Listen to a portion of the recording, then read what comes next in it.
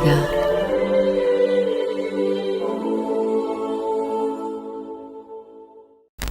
Thank you for joining us on Easter Sunday. Well, we have quite some things to share with you today, don't we, Leslie? Yes, in fact, a number of really amazing revelations will be revealed to you today.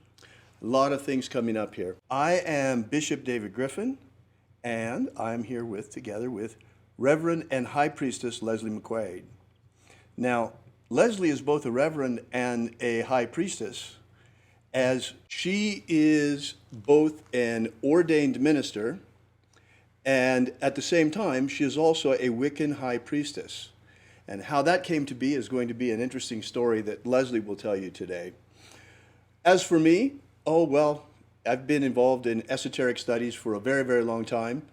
And actually, the whole thing began for me when I was a kid. And growing up as a teenager, I began to realize that there must be more to Christianity than what I was experiencing. And it seemed to me that the message that we were getting in the Bible was only part of the story.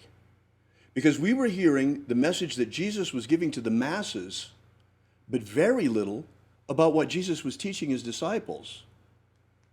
Seems a little strange, doesn't it? What we would like to share with you today are a whole bunch of interesting things. Today is a very special day. In fact, it's a historic day. Today is a weird Easter, no? Very strange. For the first time in almost 200 years, the egg celebration at the White House will not be taking place. Oh, that's so sad. It's tragic. It's tragic, and many, many other things. Believe it or not, there are today people who are being arrested for going to church. Well, if not arrested, ticketed. It's been going on for a week already. Folks, we are in a serious situation here. It's very serious. No, Leslie? It's incredibly serious. We are all under house arrest.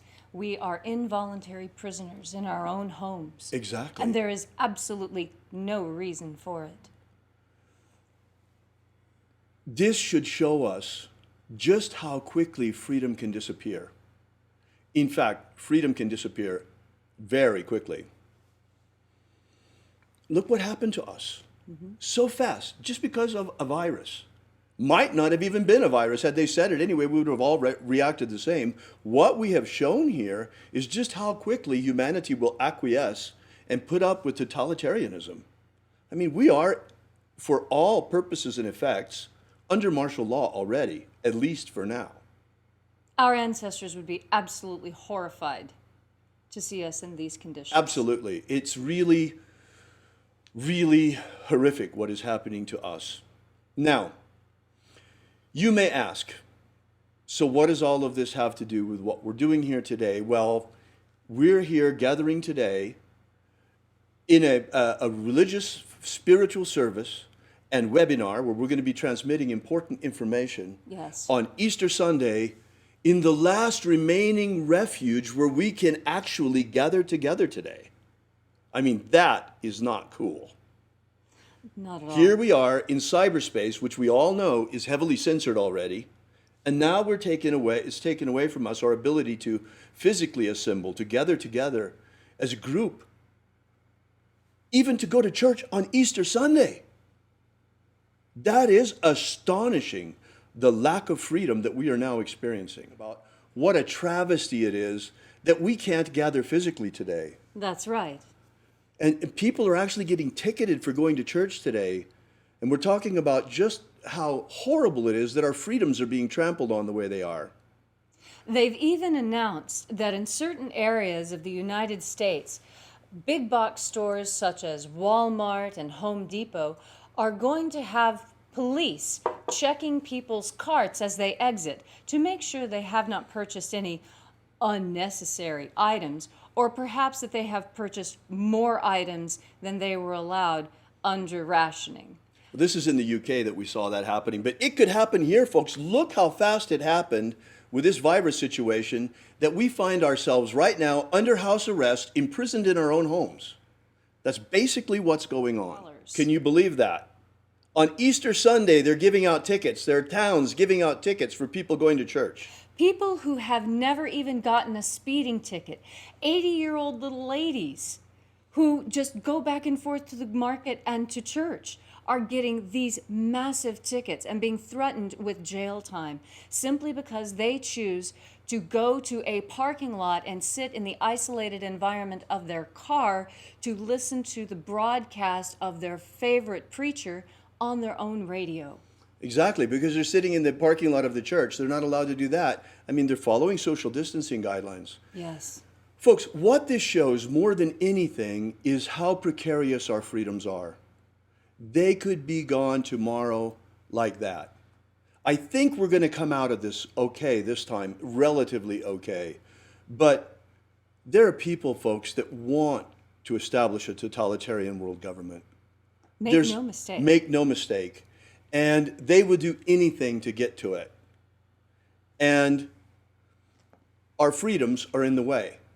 This, it seems, was just a test run. People wanted to see what was going to happen, what's going on. How pliable we are, how willing we are to go along with the rules. How much we'll put up with it. How many people think it's fun to play a disaster movie? Ooh. Look, here's someone, holistic vegan. A man in Manchester here in the UK was delivering food to his sick mother and was set upon by police. It's out of control. It's completely out of It's control. completely out of control.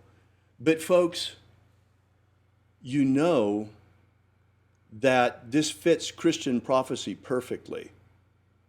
Now, whether this is the realization of prophecy or they have been scripting their world takeover attempt using Christian prophecy, which comes first, the chicken or the egg? But here we are, Right. where they actually are trying to take over, and they are trampling our freedoms today. And all of us are cowering in our homes afraid of a cold virus. Souped up cold virus is basically what it is. We've never been afraid of the flu. You know, this is just symptomatic. But today we find ourselves in a unique situation. I mean, absolutely unique. This is unparalleled in the history of mankind, the situation that we find ourselves in today. Now, those of you who have been with us for any length of time know that every single morning, Leslie and I are magically working for human freedom worldwide. Now you know why. We have seen this dark tide coming. We've been fighting against it. We've been trying to turn the Titanic around and get it away from the iceberg. Encouraging people to help us Right. lend their energy. Right, to the cause of human freedom. When our freedoms are so precarious, on the edge of a razor blade, and could be gone tomorrow. In fact, according to Christian prophecy, the Great Tribulation is coming. And it looks like it's upon us, folks. I mean, look around. Look around and look at what's happening. They're already experiencing the Great Tribulation in China. People are being Right. burned alive. Right. You know, there were Overdose. stories coming out of China of the crematoriums burning people who died of COVID-19 and hearing screams coming out of the crematoriums from people that were still alive. I mean, this is happening in the world today. Today. And just because you're not experiencing it face to face doesn't make it any less real or Right. any less dangerous to you personally. I mean, you saw how fast this virus got around the world, and we all got affected by it. So, here we are, folks, in this weird situation. It's absolutely bizarre. Very, very strange situation. Never heard from before in the history of mankind. The whole world is basically under house arrest. All of us. In one way or another. Half the world, but I don't want to exaggerate. Right. But pretty much. By one little virus. That was all the change that it took. Now you see how precarious it is. So now, folks, that's the reason why we chose today, Easter Sunday, to explain to you the true meaning of the rapture. The rapture, of course, we're talking about from Christian prophecy. Most Christians that think about the rapture imagine it as an event. Right. Now, how are they imagining that? If you think about it. It was described to me as people would rise up all at once, and there would just be a massive Yeah, all of these uplifting. people coming out of their graves and flying up to meet Jesus in the air. Sounds more like a zombie movie or an episode of Resident Evil if you've got all of these decomposed bodies suddenly flying up into the air. I mean, it's kind of an unrealistic image, folks. And it's all based on a couple of verses and an interpretation, one interpretation of those verses. Mm-hmm. Well, certainly, folks, the rapture is here. It's right here and right now. This is our last chance to get off this rock before the coming tribulation. And have no doubt, it is coming. Bill Gates has already invented digital tattoos to see whether or not you have the COVID-19 or whatever virus. They're coming with it, folks. They're going to try forced inoculations on the entire humanity, and they're going to put subcutaneous digital chips in our bodies that you won't be able to buy or sell without. You won't even be able to leave your home without permission. We're being chipped like wildebeest in the field. Right, we're being chipped like animals. In fact, we're being herded like animals. In fact, they're trying to cull the herd of human beings. In fact, they'd rather kill us all and replace us all with robots, or as many of us as possible. Don't kid yourselves, folks. We're in the battle of our lives. We are. We're in the battle of our lives.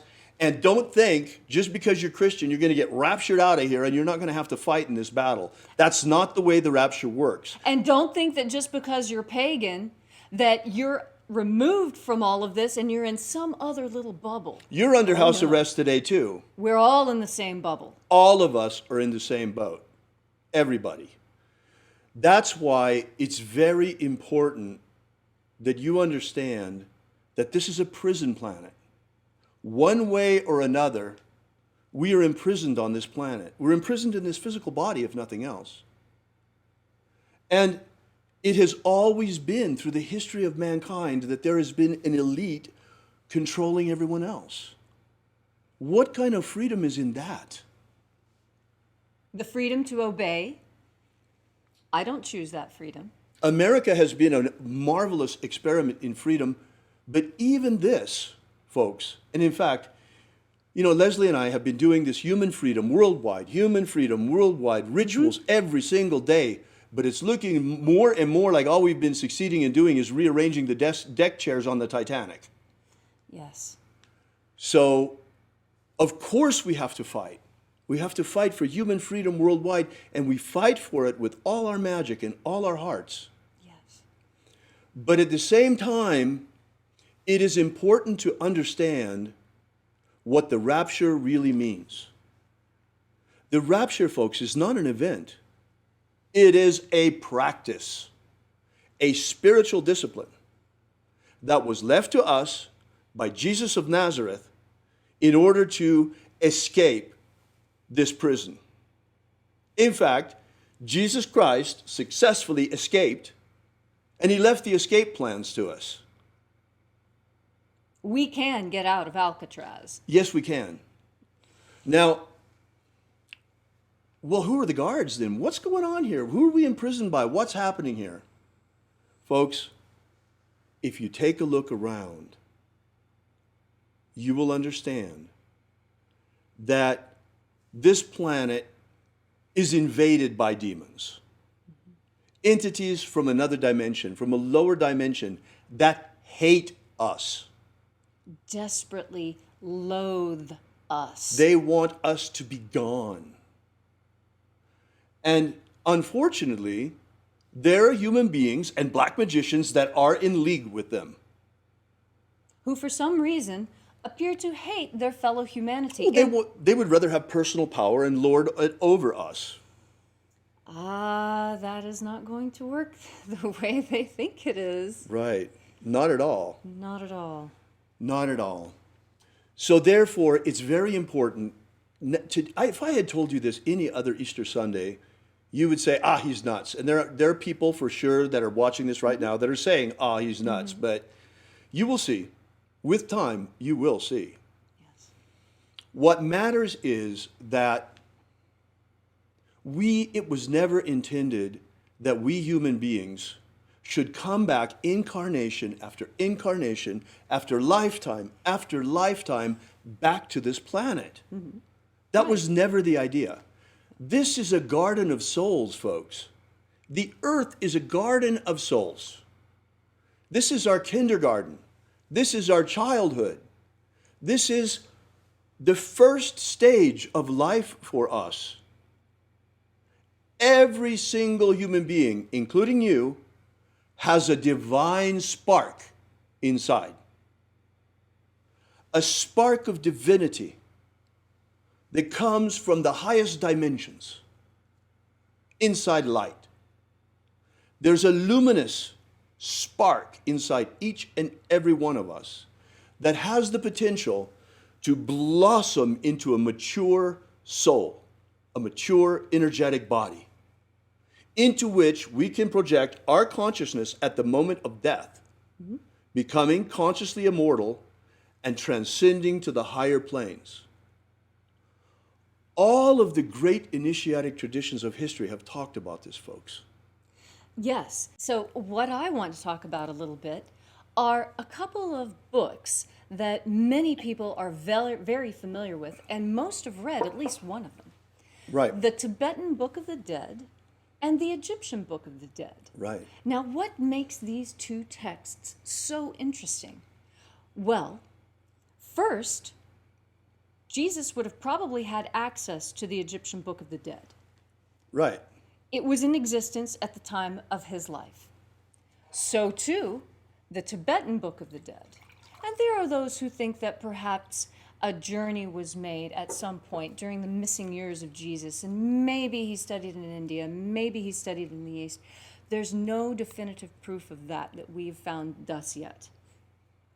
That being said, there are amazing synchronicities between the Tibetan Book of the Dead, the Egyptian Book of the Dead, and the process of rapture.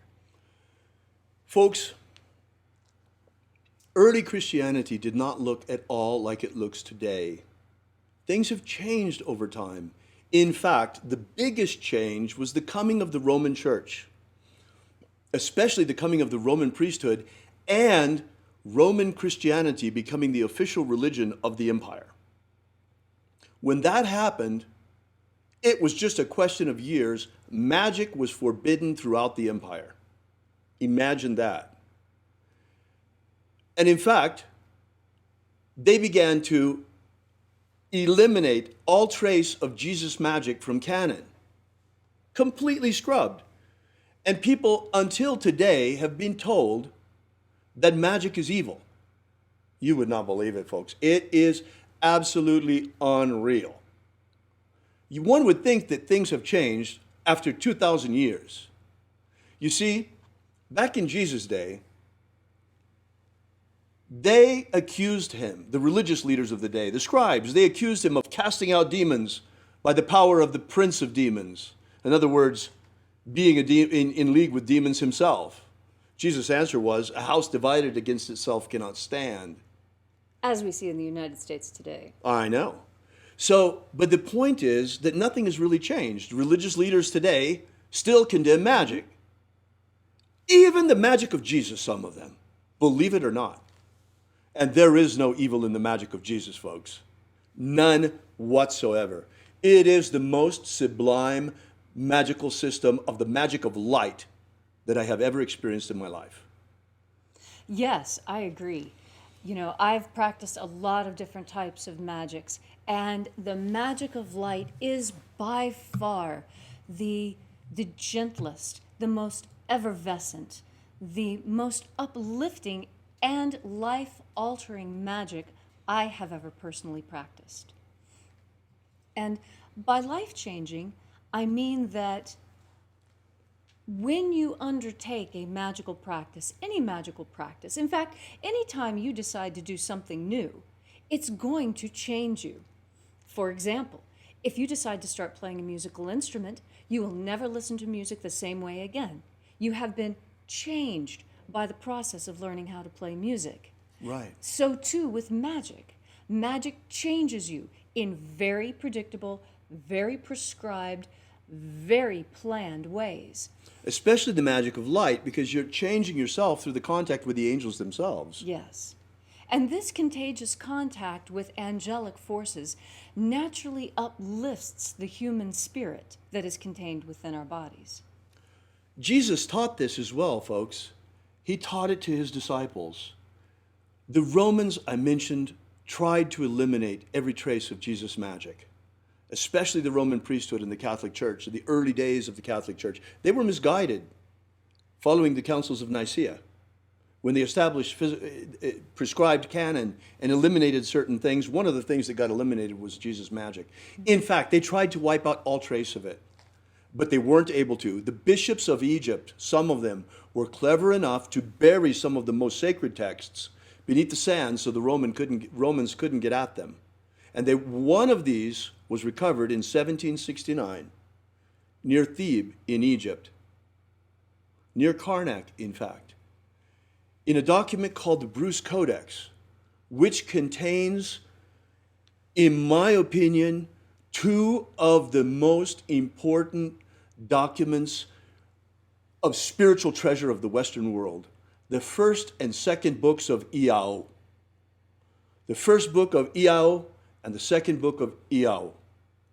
The first book of Iao contains the magic of the treasuries of light. That is what Leslie and I have been sharing with you now on a daily basis for almost 2 years now. Yes. Every single day, you opening the treasury of light, a different treasury, and working our way through the entire system. And also doing some work with scrying on our own to get to know the system thoroughly. Mm-hmm. But the second book of Iao is even more interesting than the first. And this is why Leslie brought up the Tibetan Book of the Dead and the Egyptian Book of the Dead. Yes. Because, folks, I hate to be the bearer of bad news, but the earth is invaded by demons and we are riddled with them. Human beings also. It's like waking up and seeing what's going on this planet is like discovering you have termites in your house. You have to get rid of them. And this is the purpose of baptism. Mm-hmm. John the Baptist said, I baptize you with water, but he who comes after me, he will baptize you with fire and the Holy Spirit. Well, he was referring to Jesus' baptisms that are contained in the second book of Iao. Yes. The baptism of the waters of life, the baptism of fire, and the baptism of the Holy Spirit. 3 baptisms that Jesus gave to his disciples. These are 3 initiatic rituals that have an exorcistic function. And they're followed by a ritual specifically to break the power of demons over you forever. This is the whole point of Jesus' magic. This is what it's all about. It's about liberating ourselves from the demonic forces that have us today imprisoned in our own homes. And it's possible. So this is what the magic of Jesus is all about. And it's followed by the mystery of the forgiveness of sins. And then the most important piece of the whole thing, the magic of jailbreak, the magic of rapture, the magic of rising on the plains and getting past each of the guardians as we rise. It is the magic of resurrection into the kingdom of light. Yes. Never before have these things been stated so clearly as they are today. Mm-hmm. Mark this day, April 20th, 2020, for this is the day that the beginning of the rapture has been proclaimed, mm-hmm. as we are proclaiming it right now. Because the rapture is not an event. The rapture is a magic. It is the magic of ascension, the magic of resurrection, the magic of liberation from this body of flesh. No longer do you need to come back and reincarnate in another meat body. But at the end of this lifetime, we can transcend directly into the kingdom of light using the magic of Jesus. The rapture magic of Jesus. Now, I want to say a few words to the pagans who may be out I'll there. bet. Because, well, for one thing, you need to know how I came to hold the opinion that I have. Because I have, and anyone who has known me has known that I have been very adamant in my criticism of Christianity. And there are many points that Christianity deserves to be criticized for. Yes, the Inquisition was hideous, and they should be criticized for that. However, I counter. Have they not changed their ways? Is there no better sign that the magic of Jesus can move on people's hearts and change them than the fact that Christians no longer seek to burn witches? Now, another thing that perhaps may surprise you is that I am absolutely now comfortable with Christians and Christian magic. This was not always the case for me because I had some baggage, which a lot of pagans do have baggage from this. Something that is very, very difficult for pagans is to understand that if you're really going to be a polytheist, it does include Jesus and Yahweh and God and those Christian concepts. If you're going to be a real polytheist, then that means many gods. That means accepting this on an equal basis. That's not as difficult as it might sound. Now, if it is difficult, I'll tell you why it was difficult for me. I was under a mild form of demonic possession. It had to have been the case because every time I heard the name Jesus, I could feel the hackles on my neck going up, like, wah, wah. For a polytheist, that's not a very normal reaction. Not at all. And not so, if you're walking your talk. Right. So I had to step back and take a look at that. Now, why is that? Why is it that I feel such an upwelling of emotion at the mere mention of the name? Well, who else feels such an emotional upwelling and reaction when the name of Jesus is said? Have you ever seen The Exorcist? Right. Jesus was the greatest exorcist who ever lived, folks. He's the greatest magician who ever lived as well. And even the mention of his name has an exorcistic function. Imagine the power of his magic. And this is what I'm encouraging you to do. As a pagan, just very gently with yourself, if you happen to have trouble with Jesus and Bibles and Christian crosses and other things of this nature, I encourage you, just go into any mirror and look into your own eyes and say, why does the name Jesus bother me so much? And then listen and see what you hear. You will be astonished at the that's going to come flooding out of you. And when this happened to me, I was nonplussed by the whole thing. I thought, well, what is this? I've never considered myself to have a demonic possession. This is ridiculous. I'm a perfectly nice person. I get a little wild if I've had a drink or two, but doesn't everyone? And then I realized it didn't necessarily have to be something that I was conscious of. That in a world filled with demons, filled with demonic possession, where even the images of the television are demonic and torturous and painful, this could have come simply from contagion. Just like contact with the angels raises you up, contact with demons drags you down. Right. And I realized that just living in this world was enough to get the stink of demonic energy on me such that it needed to be cleaned off. And this is the purpose of baptism. But don't kid yourself. Christian magic is not, or Jesus magic is not the only form of exorcism, by no means. No, the Tibetans have an incredibly effective form. Very wealthy. They've got the big purba that they use, and drums and horns. But all of the great initiatic traditions are concerned about banishing these demons. Also, shamanic traditions, dark shamanism that a lot of people don't want to talk about, where you use somewhat malevolent forces. That's war magic. Dark magic is, there's a war magic that can be used. But even shamans use depossession to pull out the negative entities. And how many ancient cultures believe that all illness, all human suffering, all sickness, all pain come from demonic infestation? In fact, that can be argued even today. Yes. In fact, we could say that we are right now, all of us, imprisoned in our home by demons. At least those who are possessed by demons. If it's viral demons or whatever you want to call them. Sure. Yes. You know? How many angels can fit on the head of a pin? How many demons can fit inside of a virus? It's an equivalent question. Right.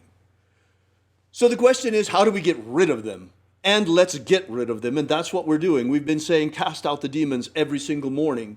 And there's more that can be done, and more and more and more. In fact, we're doing what we can already. Look, now you understand why it was so important that we put out the free ebook that we did. Was Jesus secretly a magician? The 3 lost baptisms of Christ. By the way, you can get that at our website. Let me put that up there for you. alphaomega.church. If you go there to alphaomega.church, you can download this ebook for free, and it's amazing. It will give you some history of Jesus as a magician, and the most important thing is that you can download in that ebook. We have published all 3 of the secret baptisms of Jesus that he used to baptize his disciples. The baptism of the waters of life, of fire, and the Holy Spirit. They're all there, folks.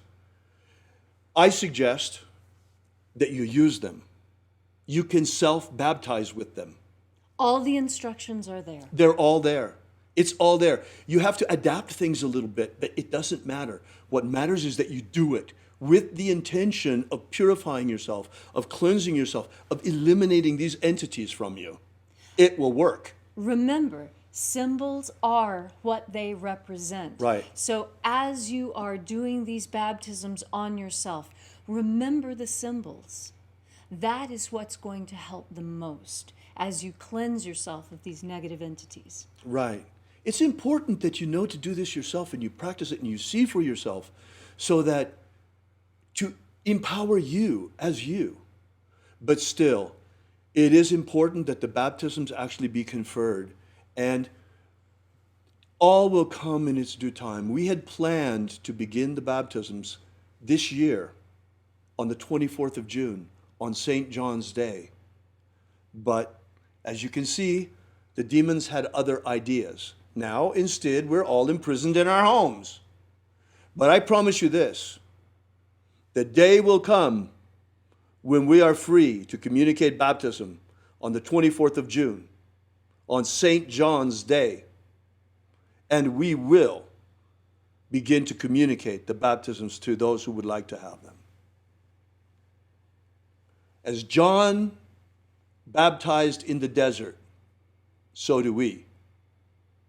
There's a reason for that. Why did John baptize in the desert? Because of the powerful sun there, the God force energy, how strong it is burning in those places at that time. We will communicate these to you. I will baptize you with the waters of life, with fire, and with the Holy Spirit. By the way, my middle name is John, for those who may not have known that. Let me say a word to the Christians. This message, the message of the rapture, is not exclusively for Christians. In fact, this is one of the things that has gotten me in trouble more than anything, is the fact that I have Leslie by my side. Hi. A pagan high priestess, which I have insisted on from the very beginning. We have been berated by certain religious leaders, folks, for that. I've been accused of many things, but mostly they don't like the fact that Leslie is here. Too bad.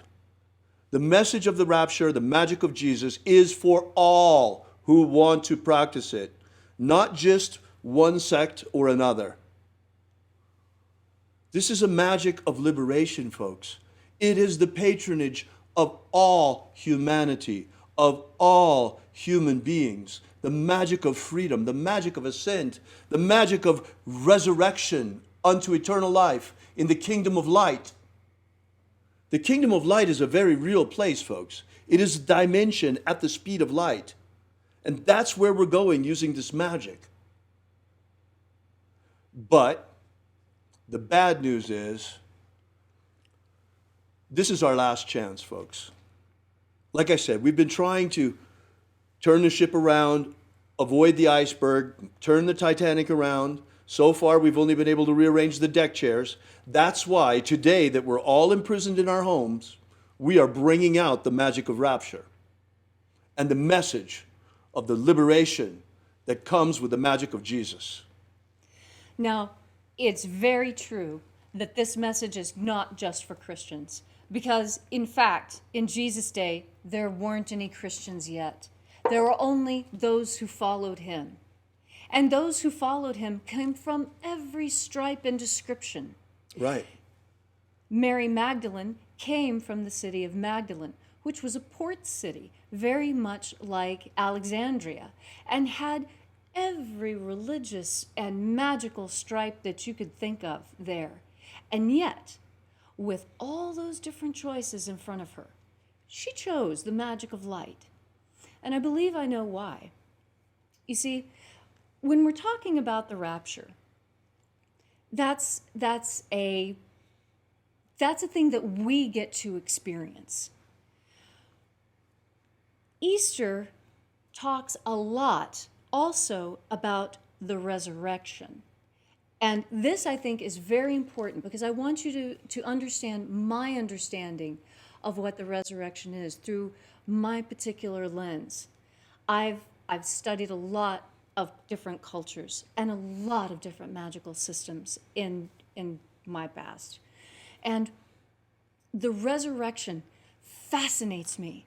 And one day in meditation, I received an answer to my question. What is so important about the resurrection? I mean, it just seems like a strange story to me. For pagans, the most important idea, the thing that you really need to understand, is that it wasn't the cross, it wasn't the torture, it wasn't the moving of the rock after 3 days. It was the fact that he could leave his body at will and return, even when the body was, for all intents and purposes, physically dead. No discernible heartbeat, no discernible breath, no blinking, stick a needle in his eye, he doesn't flinch. Okay, must be dead, take him down, put him away before he stinks, right? It is amazing that someone could physically disconnect their spirit from their physical body, leave, and then come back and reanimate that body. That is a magical power that I am awed by, to be quite honest. I have seen some really incredible acts of magic. I've seen telekinesis. I have seen levitation. I've seen some really kind of startling, freaky things as well when I was hanging out with the Indians. But I have never seen anyone who has the ability to die and come back. That is a magic beyond all others. And what that says is that his light body was so fully intact and so functional that it was ready right when he needed it. And he could just bloop, step right into the new suit and out of it and back in and out again. And this is talked about in the Bruce Codex, how he was able to put on the robe of light. The robe of glory, exactly. He recovered his robe of light. You know, this story is quite amazing. And it's very important for the Christians out there to understand that Jesus' main message was not salvation. His message was abundant life, here and now. And you can have all the life you want. We call it God force energy. You just have to learn to assimilate it and shine it. This is the most important part of his message. And it's the part that Christianity today has lost, because the pastors of today, by and large, are but the blind leading the blind, as was the case in Jesus' day. In fact, many of them condemn the magic of Jesus itself, when it is the true magic of true salvation, the magic of transcendence, the magic of resurrection unto the kingdom of light, the magic of ascent into the luminous dimension inside the sun. And that's another thing, folks. Why is it that humanity still today apparently can only imagine life on other planets and not life in other dimensions? Why do we have to think that there could only be life on a planet in another solar system? Why not? Why can we not even imagine that the stars themselves are teeming with life? Life not like what we know, because it's a luminous life, not material. Right. We scrape together our pennies and send it to the government so that they can build these fabulous machines that carry them places to grab little samples of water and look and see, are there protozoa? Is there life? And all you need to do is open yourself up to the possibilities of life inside of stars, life inside of dimensions, multiple layers of life living on life in an amazing interconnected four-dimensional web, 5 dimensions. In fact, mathematicians have already proved that we live in a universe that is constructed on a structure of 11 dimensions. Wow. We have access to only 3, and peripherally of a 4th one. So why do we think we know what life is? Why do we think we know where it can be found? Those who practiced in the past ancient magics, in fact, had more knowledge of life in other dimensions than we have. Although that is changing. There's a very startling development. There are those who are experimenting with going into other dimensions through the use of hallucinogenic drugs and electrical wires. The problem with that is you don't have any roadmap, and you're just being dragged off to who knows what, and they run smack into these demonic clockwork elves. A lower dimension, because Right. the drugs are pulling them down. Right. Folks, all you really have to do is open yourself to the angels. They will come. And it's really wonderful when you're using the magic of light of Jesus, because the magic of the treasuries of light is astonishing in terms of contacting the angels. And once you contact them, the contagious contact with them, because they are reaching down to you from the kingdom of light, from the universe of light, from the luminous dimension inside the sun, and contact with them changes your energetic body, your nature, so that you become more luminous yourself. This is what the magic of light is all about, in all of its forms. Yes. By the way, something occurred to me when you were talking before, Leslie. Yes. You know, you're right. Yeah, okay, I get some grief because of the fact that I insist on including you. Oh, but you don't know how much grief I get for including him. I know it goes both ways. Hey, well, we're in good company, because guess what? Jesus got the same grief in his day for including Mary Magdalene. And she, I'm sure, got the same grief for hanging around with him. And she was one of his closest, if not the closest, disciple. And just for the record, no, she wasn't a prostitute. She was a free woman, unmarried. Right. And because she was a free woman, unmarried, in a time when most women her age already were married, that is why in the 1300s, preachers started describing her as a harlot, because in the 1300s, remember, now we're getting back into the Inquisition, now we have to Right. stamp down free women. Right. This is when she adopted that, when that moniker was given to her as part of the Inquisition. It was not even part of the ancient Council of Nicaea. Well, you'll be happy to know that in the first and second book of Iao, when Jesus is talking to his disciples, in fact, some of the most important interactions are with Mary Magdalene, who was one of the disciples. In fact, he called her his best disciple because she was able to grasp his message better than anyone else he taught. Right, right. So, you know, the fact that the magic of Jesus is back, folks, is a big deal. It's a huge deal. In fact, it is the second coming of Jesus' magic. Yes. And we're so lucky that it's back. But it's going to be challenging. It challenges a lot, especially people who are very sectarian in their views, that think it should only be for our group and not for that group over there. Well, I'll tell you this, though. We're putting it out there for everyone. All who would practice. All who would practice. All who would practice. But the prophecy says there will only be 144,000. What does that mean? What this means is that, okay, we are right now in the end of days. We're about to enter into the period of the tribulation. I think it's going to be postponed during our lifetimes. It will probably be the next generation. Because first, the rapture has to have its time. The time for this mission has to first exist so that we have the opportunity to practice. We have the opportunity to leave at the end of this incarnation. But this is the last chance. At the end of this incarnation, for those of you who decide, instead of to transcend and become the luminous being you are destined to become, if you decide to keep coming back, things are going to get worse, folks. It's a lot worse. It's not going to be...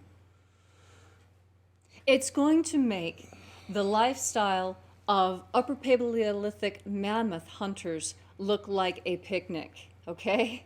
Just so you know, it's really going to be incredibly uncomfortable. Well, they certainly don't want us to have a lot of freedom.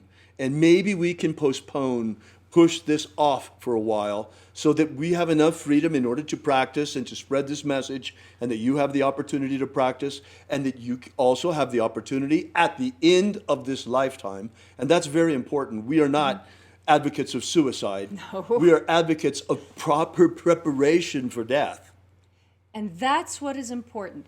That's why I mentioned the Egyptian Book of the Dead and the Tibetan Book of the Dead, because these are training manuals for the process of death. Right. And we also have this in Christianity in the first and second books of Iao. In fact, the book of the practice of transcendence of rapture is in the second book of Iao. And it's much simpler in the texts that Jesus left than it Very is in the, oh my straightforward. goodness. The Egyptian Book of the Dead, oh my goodness. And the Tibetan Book of the Dead is even more complicated when it comes to figuring out what you have to remember, what you have to do. The Egyptians were pretty clear. You know, when you get to the other side, don't walk on the ceiling, don't eat feces, don't drink urine, you know, don't walk through people. You know, there's certain rules of protocol Right. listed in the Egyptian Book of the Dead of how you're supposed to act as you're making the transition from the meat suit to the light suit. And it's very important when making that transition, according to the Egyptian Book of the Dead and the Tibetan Book of the Dead and to the Book of Iao, it's very important to remember that in this transitional state, you are being judged. You are being judged. You are being checked. Let's see. It's just like in the military. Are you the right height? The demonic forces that have us trapped on this planet don't want to let us go. Right. They have humanity right where they want us, enslaved. Varying degrees, but think about it. Okay, so we've gone from being direct slaves to being sharecroppers, in a certain sense. Right. Many of us have gone from being direct slaves to being indentured servants, but these are all forms of slavery. any form of debt that you currently have is a type of slavery because you are indebted. Right. Indebtedness means that you do not fully own yourself. I know this is difficult to understand, and I really wish that somebody had explained it to me sooner. I want to make this point Yeah. that we've been making this whole time in a different way, and I Okay. need your help to do it. If you wait for me just one moment. Of here, course. okay?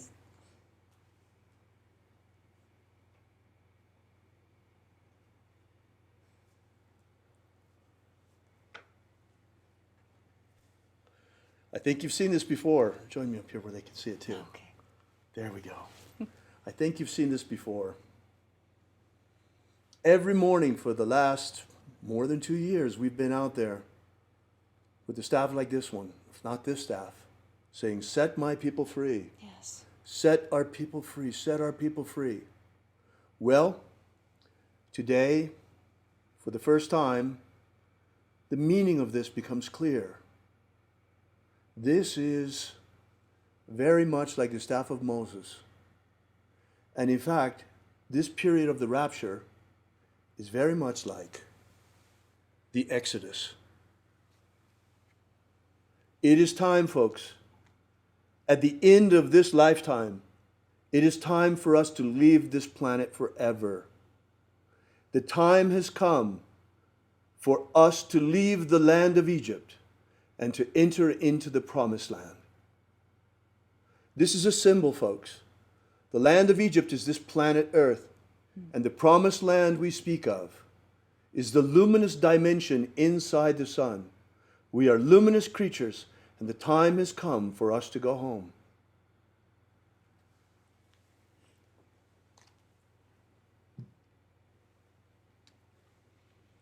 So we urge you, begin with the practice of the magic of Jesus. Join us in the mornings, daily, or on the restreams of our rituals. Vibrate the names of the angels with us. They will help you. They will guide you. They will help you to assimilate more God force day by day, day by day. Practice the baptisms. Yes. Practice the baptisms. Baptize yourself. Purify yourself with the intention of raising your consciousness and purging yourself of negativity and demonic entities and influence. And really do try it. Go to the mirror. Ask yourself if you have trouble saying the name of Jesus with a smile on your face. Find out why. You may discover that, like me, you have a contagious demonic infestation that needs to be removed in order for you to become more luminous. Right, exactly. And that's the point. I haven't done this because I want to be a Christian. Now, if you really have a huge problem with Jesus, use another kind of magic. I mean, use another kind of magic if you have to, shamanic magic or whatever it is. Yes. But depossess yourself. Yes. This is very important. It's not that difficult to do. In some cases it might be. You might need some help from someone. There's plenty of people out there who are willing to help with this. Right, You can lay hands on yourself. right. You can self-exercise so that no one needs to know what's going on. It's just you, yourself, your eyes, your mirror, your sovereign will, and your full intention to be the most light, most luminous creature you possibly can. And to the magicians out there, remember this. Symbols are what they represent. What is happening also today is that the magic of exorcism is becoming more important than ever before. Let me give you an example. I believe, well, it's very possible. Right now it's impossible to know because they won't test you unless you have such severe symptoms that you almost need to be hospitalized. But I believe that I caught COVID-19. Leslie was here, she saw it. Mm-hmm. But the thing is that even when I catch a flu, it's always so mild that, it's because I have such a strong solar body.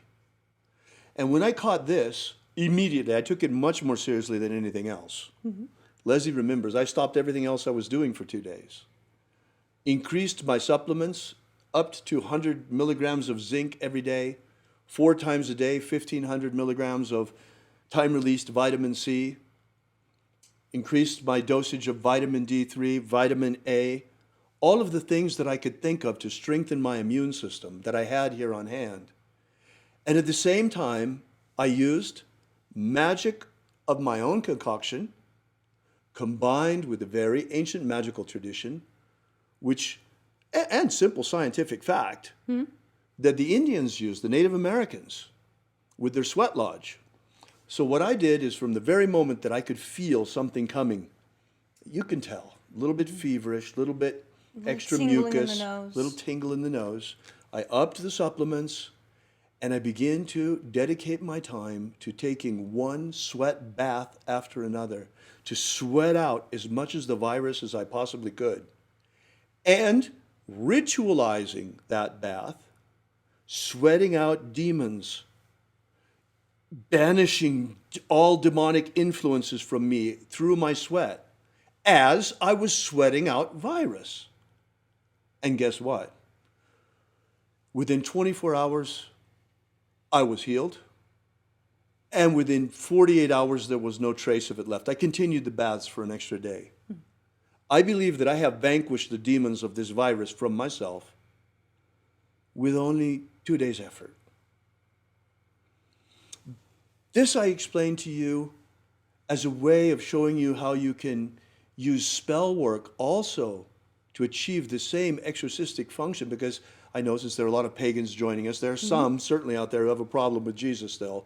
So you might feel comfortable using spells like this in the meantime, until you come around and see that there's no evil in the magic of Jesus, even for pagans. Truly, symbols are what they represent. And when you look at these symbols, what you're looking at is what you think they mean, not what the people wearing them think they mean. You know, and this is why the magic of Jesus can be practiced by all. It is a set of spiritual practices, not a creed. All that you have to really believe is that it is possible at the end of this lifetime to ascend into the kingdom of light.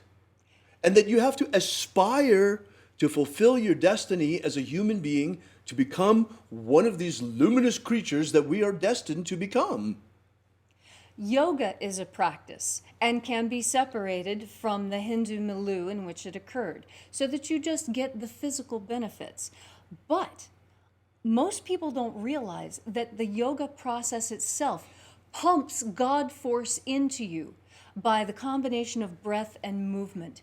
That is the practice to bring more God force into yourself from that culture and time. We as Westerners now finally have our own system where we can build our energetic bodies, and it is through the magic of light.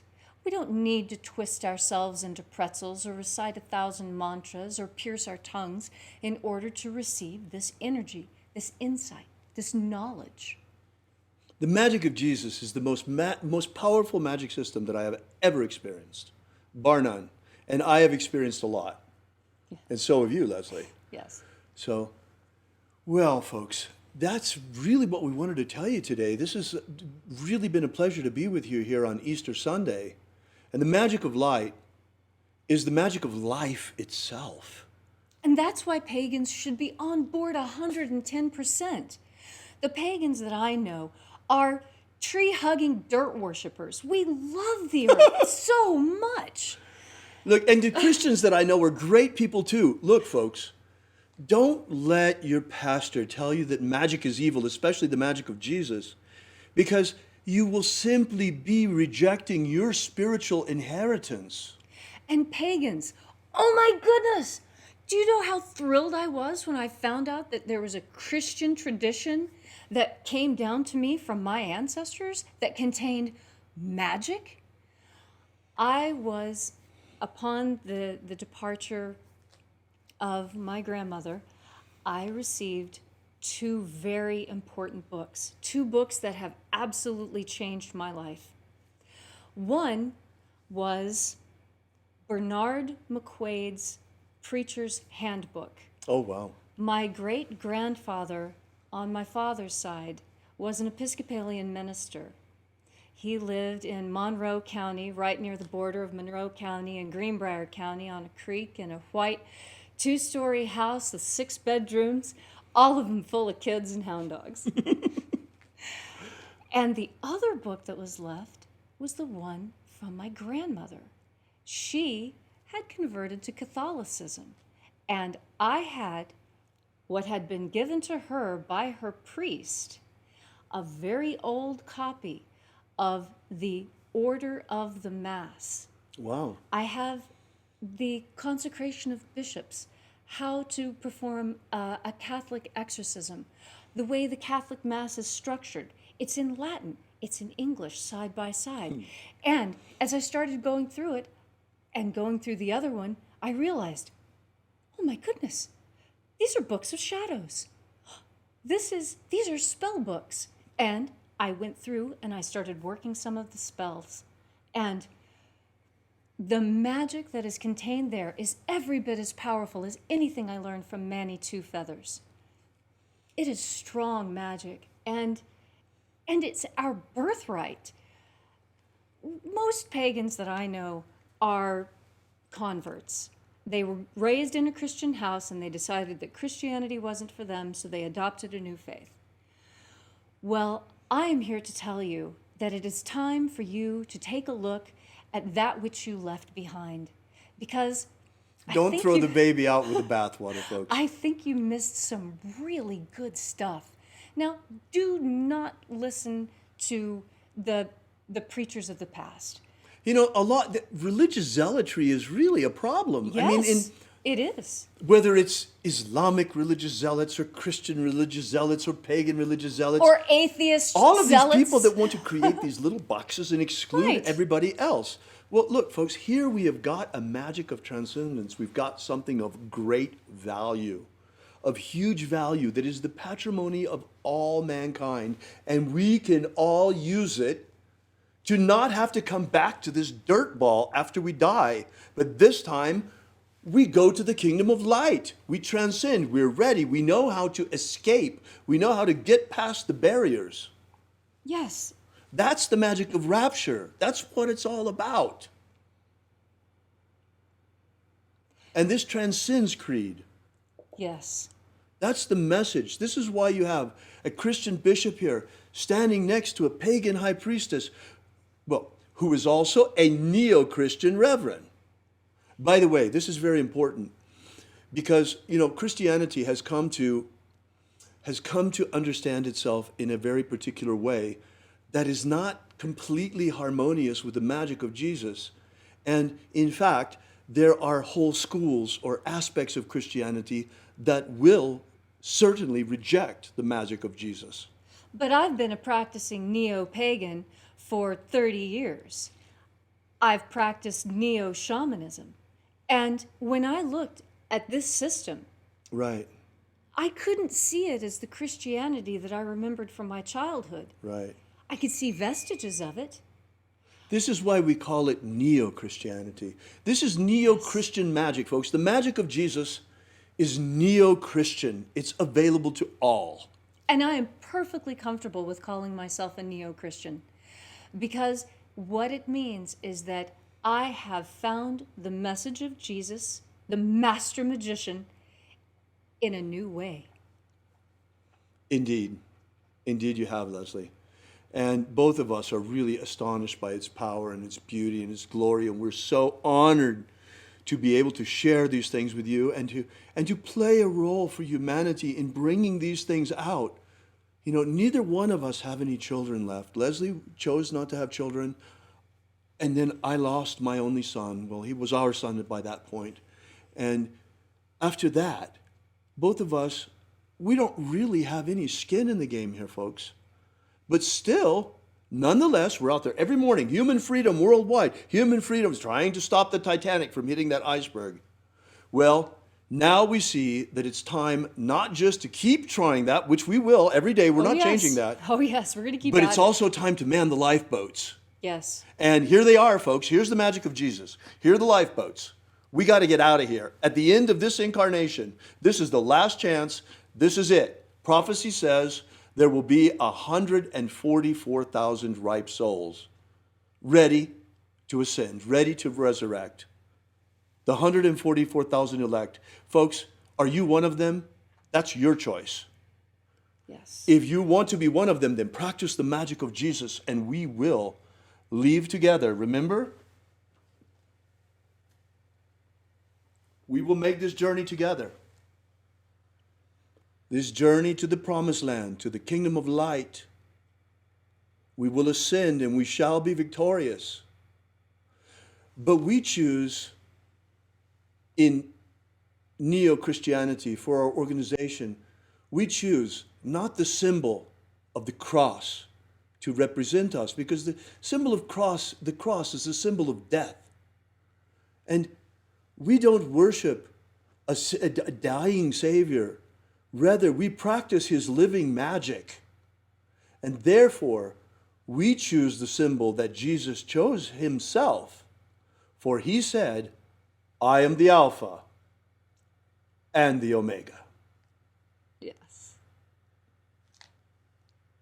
Thank you so much for coming out. May God bless one and all this Easter Sunday. May God bless you. May we be delivered from this imprisonment very quickly in our homes. It is time to cast these demons out, reopen our economies. Before we go, I ask that you join us for a moment in prayer. Oh Lord, help us on this path. Help us to transcend at the end of this lifetime. Help us to bring out this magic, that it may become a shining beacon of light for all to see. Thank you so much for coming out. We ask these things and thank him in the name of Jesus of Nazareth. Amen. So mote it be. Thanks for joining us, folks. Welcome to join us on the Exodus, because the hour of the rapture is at hand.